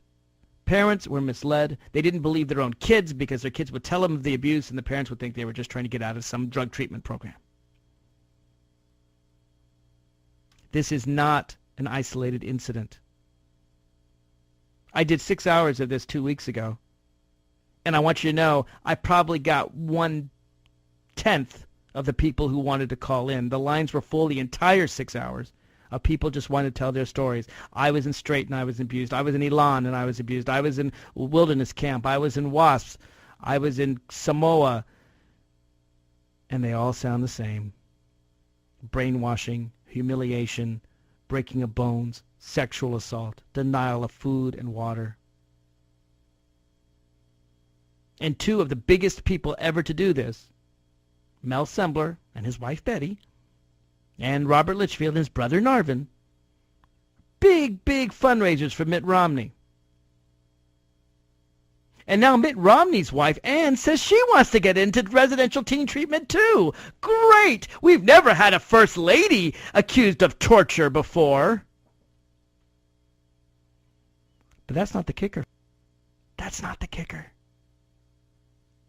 The kicker is that Mitt Romney's company, Bain Capital, owns one of these facilities called Aspen Ranch, where the abuse was so bad they shut it down. We're just getting information on Aspen Ranch, by the way. I don't even know all the details, but I got to tell you, when this comes out, when people realize that Bain Capital owns a company that tortures kids, can even Republicans support him? What do you think? 888-653-7543. We'll be right back after this.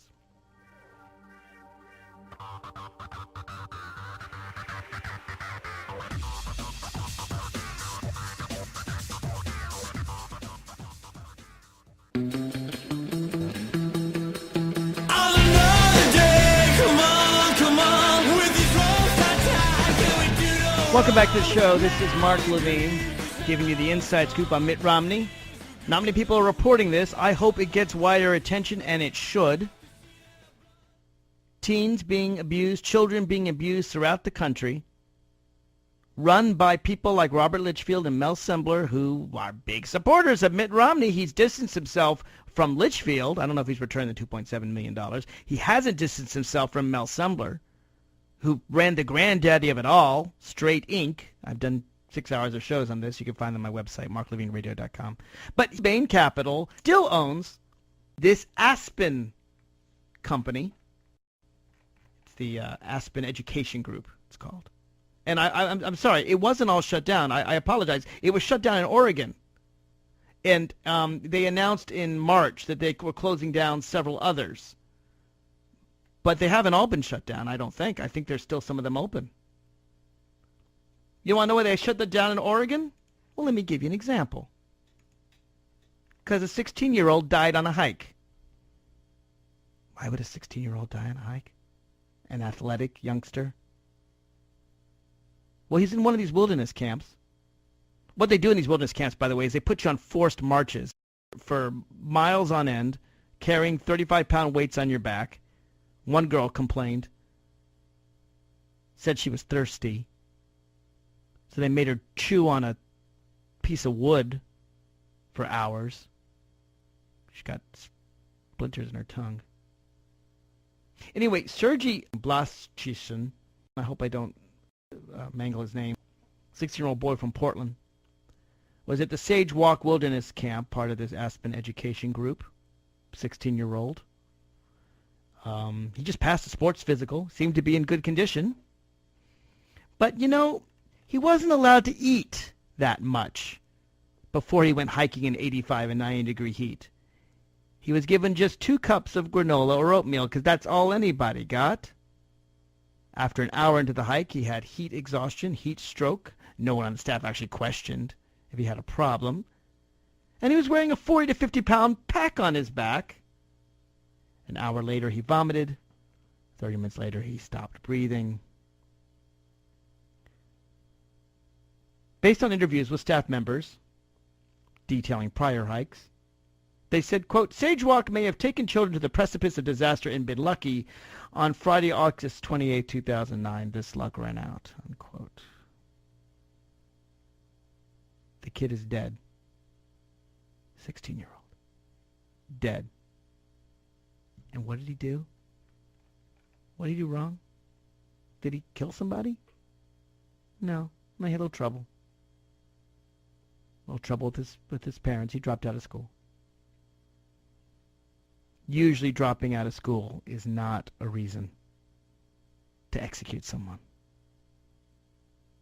And this program is run by a company owned by Mitt Romney's company. Now, you'd say, well, Mitt Romney doesn't have to. He owns lots of, Bain Capital owns lots of companies. Maybe he had no idea. Okay, fine. But then how do you explain his connections with both Robert Litchfield and Mel Sembler? He obviously knew enough about Litchfield to distance himself from him, but he hasn't distanced himself from Sembler. He hasn't spoken out about Aspen. Now, this is not a political thing, right? I'm a Democrat. Everybody knows that. I've criticized Obama. This isn't about that. This is about American children being tortured and murdered. Now, clearly we need federal regulation. Clearly we need to support these bills. But we also have a guy running for president. I'm not saying Romney wants these kids tortured and dead. I'm not accusing him of that kind of heartlessness.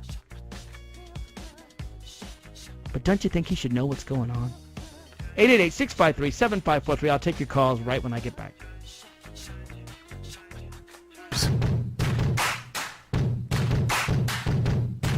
Welcome back to the show. I am your host, Mark Levine. 21-year-old Chelsea Filer, I don't know why she's in one of these programs. She's of age, was in one of these WASP programs run by Robert Litchfield, who raised $2.7 million for the Romney campaign back in 2008. 21-year-old Chelsea Filer was forced to walk for miles on a track in scorching desert heat with a 35-pound sandbag on her back. Quote, "You were not allowed to scratch your face, move your fingers, lick your lips, or move your eyes from the ground," she said. When she asked for a chapstick, they put a piece of wood in my mouth and I had to hold it there for 2 weeks. I was bleeding on my tongue. Why was she subject to that punishment? Well, apparently she had less interest in school and more interest in boys than her mom wanted her to.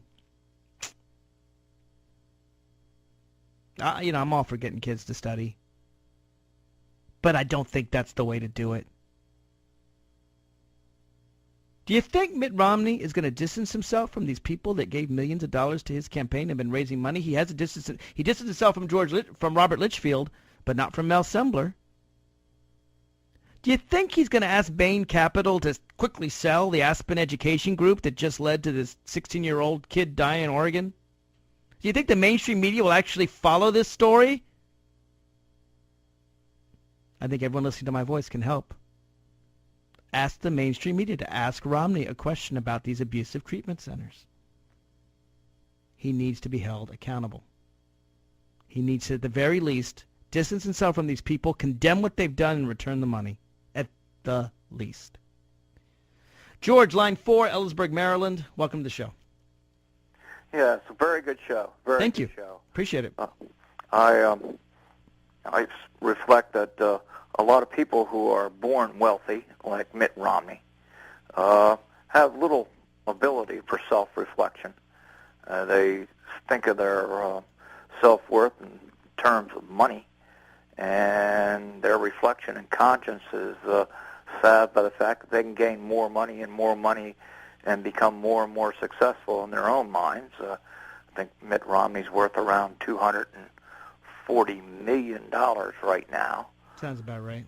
Yeah, and by the way, I don't want to attack all rich people. I mean, what we just talked about, Warren Buffett, Bill Gates, there are rich people who give back.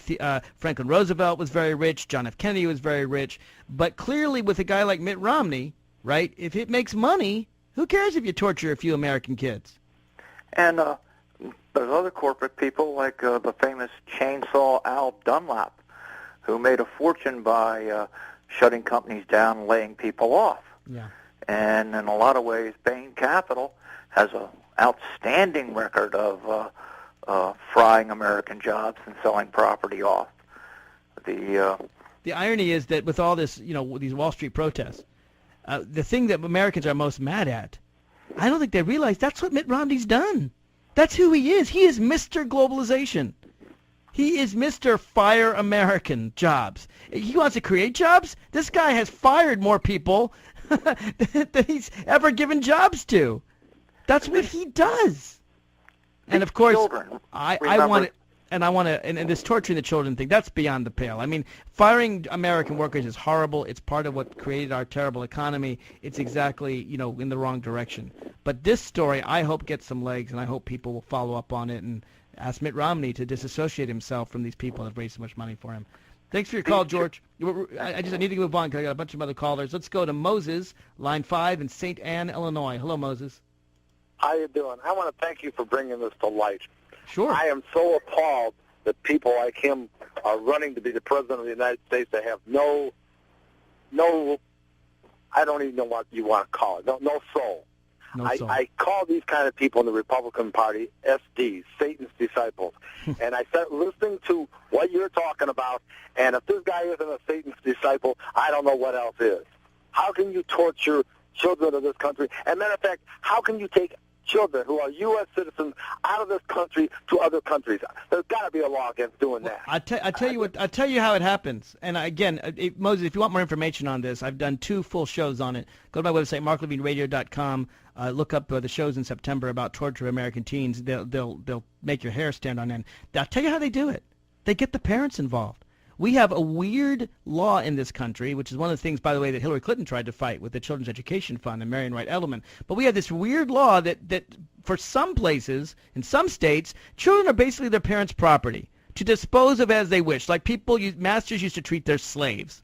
And if a parent, sometimes these parents themselves are abusive. If they want to get rid of their kid, or their kid's a disciplinary problem, or an example I read, the woman thought her daughter was too interested in boys, not interested enough in school. Right? So instead of grounding her and taking away her car, she ships her off to some foreign country to be tortured and abused. And we have a parent problem, too, and that's why we really need this legislation that's just been introduced today to stop this abuse, because sometimes parents don't know what's best, and certainly not in these cases.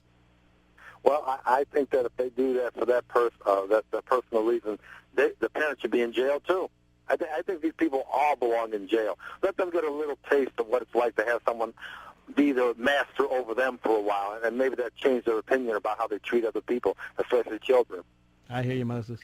I hear you. And I got to tell you this. I'm going to keep up with this story. I promise the many thousands of survivors of these places all across the country, I'm going to keep up with this story. You have not heard the last of this. And at the very least, I think the media needs to ask Mitt Romney some very tough questions. Moses, thank you for your call. I really appreciate it. Let's go to Bill in Hagerstown, Maryland, line 1. Hey, Bill, how are you? How are you doing? I'm good. Good. Listen, is there an action committee to come against Mitt Romney, or you got something going on there? Well, I'll tell you the action. There's a couple of politicians besides him in this country that really need to be in jail, and that really need to be checked for the kind of things they do. I know one now that sits. He's a big politician that sits in front of a fireplace as he reads letters from his constituency about how they've been threatened to be raped just because they're a certain color and stuff like that. Mm-hmm. And he just sits in front of his fireplace in the dark, pulls his pants up real tight, and grins. Now, now, Bill, how would you know that? And then there's another one. Wait, Bill. Now, I know it may be difficult. How would you know? I forget his name. He throws women down on the bed and bites their lips and just bangs and rapes them really hard. And he's a real big national politician. How do you know this? Dude, these both are your party. How do you know this? That one's Bill Clinton and one's Barack Obama. Okay, and what's your basis for these allegations? Because I can prove every word I said. It's fact. No. See, when you accuse someone of doing something like this, right, you need to have some basis. You just believe it's true? You had a dream about it? Some basis is that you're trying to put something on Mitt Romney that doesn't really belong to him. Well, let's talk about how it belongs to me. Okay, hold on. Let's talk about let me talk about my evidence. No, that's fair. It's supports menacing threat out here in this culture. It's perfectly fair to ask me for my evidence. That's perfectly fair. What's not fair, I think, is to make outrageous false accusations against Bill Clinton or Barack Obama. Hang on, I'm going to tell you the evidence. You let me give you the evidence? Stand up for Juanita Broadwick. Do you want to hear the evidence? You don't want to hear the evidence. Let's talk about the evidence. Okay. There's some evidence. Here's the evidence. Juanita Broadwick, would you stand up for Juanita? Stand up for Juanita. We have kids that are being tortured. You know what? Hang up on him. Get rid of him. I'm going to because I got to tell you something. This is the problem we have. We have people that make up all kinds of allegations without any evidence to support it. All right? Now, I don't think I've ever hung up on a caller before like that. But here's the thing. We know for a fact that Mel Sembler, Betty Sembler, Mel Sembler, our ambassador to Italy, was involved in this stuff. It was shut down by a Senate investigation. You don't have to put my word for it. Go to the General Accounting Office, as it describes instance after instance. If you don't believe this is true, listen in to the dozens of calls I had last week. And let's talk about Mitt Romney, because it's fair to say, okay, this torture and horrible abuse occurs. What's Mitt Romney's role in it? Well, no one disputes the role of Mel Sembler, and no one disputes the role of Robert Litchfield. There have been dozens of lawsuits. There's been hundreds of people who've talked detail about the torture. Okay? So that's not in dispute. And Romney admits that they are his co-chairs of finance. They are raising money for him. In fact, he distanced himself from Litchfield. He has not distanced himself from Mel Sembler. Do you think he doesn't know? Don't you think someone should tell him? After all, he knew enough to distance himself from Litchfield. Well, Mel Sembler did this for Straight Inc. for 17 years, from 1976 to 1993.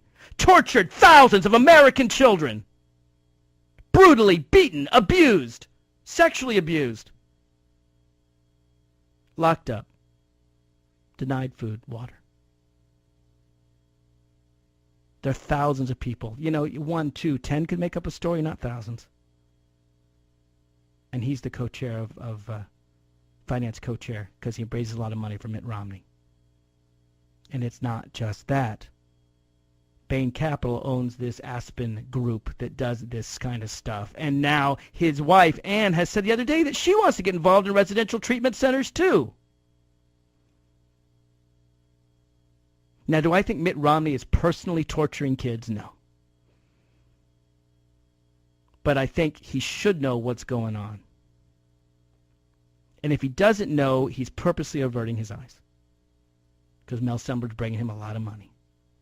And you know what? Mitt Romney's not unusual in that respect. George Bush did it too. Heck, Mel Sembler got so much money into George Bush that George Bush appointed him ambassador to Italy and ambassador to Australia.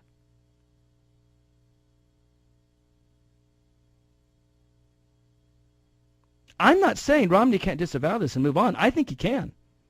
This is not a Republican Democratic thing. This guy that called in, he's like, oh, well, Obama and Clinton are awful human beings. And he makes up this crazy stuff. I knew from the outset when he started, I was like, how do you know this? How do you know this? He just made it up. Well, you know what? Don't take my word for it. Look it up for yourself. Look up Straight Inc. on the internet. Look up Aspen Ranch. Look up Bain Capital. Look up Mitt Romney. Look up Robert Litchfield, Lichfield. Look up Mel Sembler. Just type in Mel Sembler and torture. And read the stories. Listen to the survivors of Straight. This isn't a new story. I broke this story in 2005. You go back to 2005 and hear brave stories, a brave Marine who managed to escape one of Mel Sembler's torturous facilities by jumping off a roof. I got 3 hours of old stories there. I've got 6 hours just last 2 weeks. This guy doesn't want to believe it because it makes his candidate look bad. Look, the torture is real. These abuses are real. And I'm saying to Mitt Romney, save yourself. Save yourself. Disown Mel Sembler. Say, because of the torture and abuse at Straight, I cannot have him as my finance co-chair anymore. You could say you just discovered it. I wouldn't believe it, but you could at least say that. Return his money. Get rid of him. Sell Aspen or support. You know what, Mitt Romney? You want to know how you can get good in my book? Support the Stop Child Abuse in Residential Programs for Teens Act of 2011. Support that bill. I'm not out to get Mitt Romney. I'm out to stop the abuse and torture of American children. And if Mitt Romney has to go by the wayside to stop that, I have no problem with that. 888-653-7543. Back after this.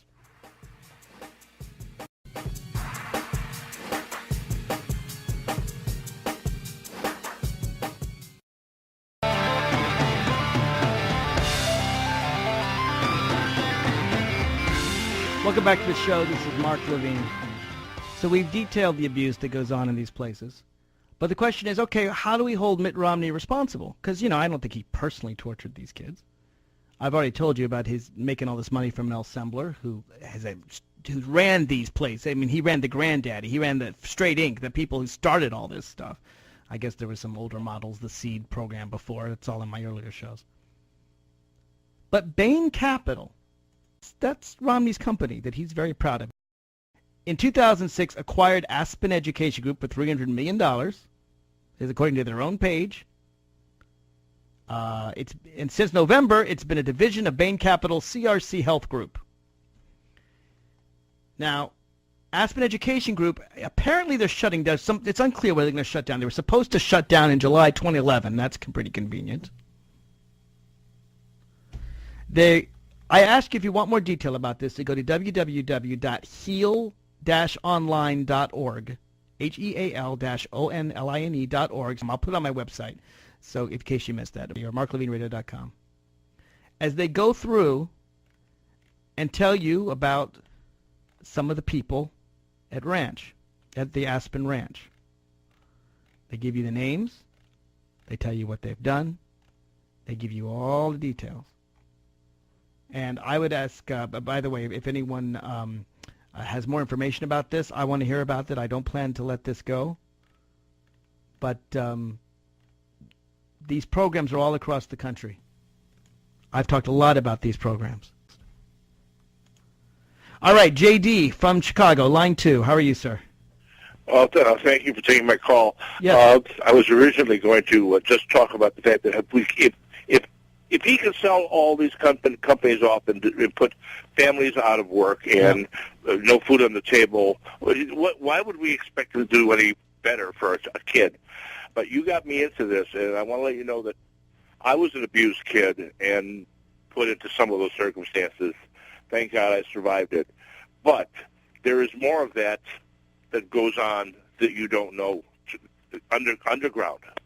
I don't know if you know that. What do you mean by underground?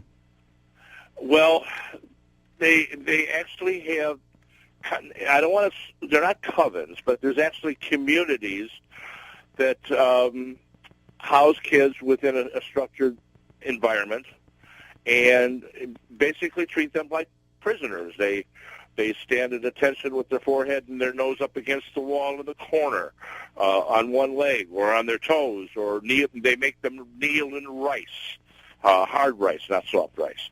There's all sorts of things, and that's going on here right now.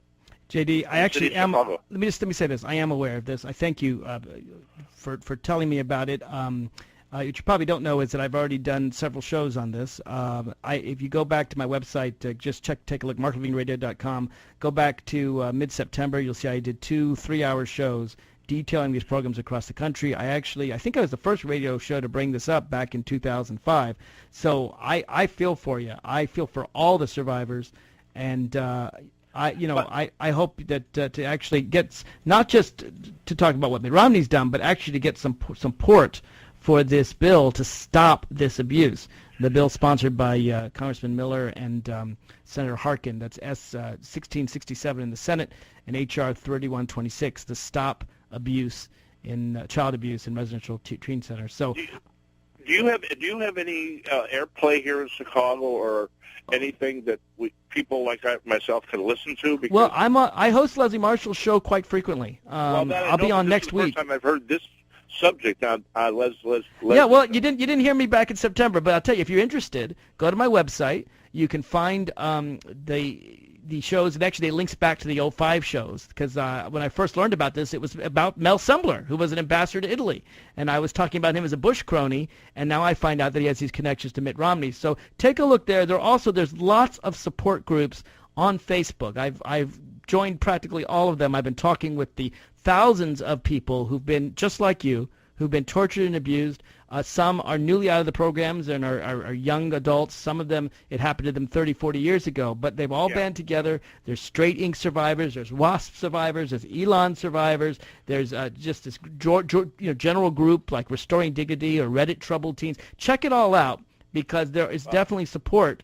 And we're going to try and get this bill passed and also try to get some attention so that these things get shut down. So thank you. I have to tell you that I'm over 60, so this is many years ago. Nope. But I will tell you, and I will admit to something which I don't admit to anybody. I will admit this to you. When I was growing, after I got out of it, and I was with a couple of women, I started doing or suggesting to her to do some of the things that were done to me. Until one day, I was picking rice out of the knee of one of her kids, and he was just bawling. And from that point on, I became extremely nonviolent. And it's just like I'm doing what my mother did to me. And if you don't put a stop to this, the kids that get this, and they don't have any treatment at their age, they could become the same abusers. I hear you, because JD. I almost did. Most abusers of children. I was caught when I was in my early, very, very, like 20, 21 years old. I did the. I wish you weren't my last caller and I didn't have to end this so soon. But I got to thank you for your call. It's very brave of you to admit those kinds of things on the air. I think the evidence will show that most people who abuse children were abused themselves. Again, there's more information on this Aspen group at heal-online.org. We're keeping this open, folks. We're going after this, and we're not stopping until we get justice, until this bill becomes law, and until Mitt Romney disassociates himself from these criminals. This is Mark Levine. Check me out on Facebook or on Twitter, Mark Levine TV.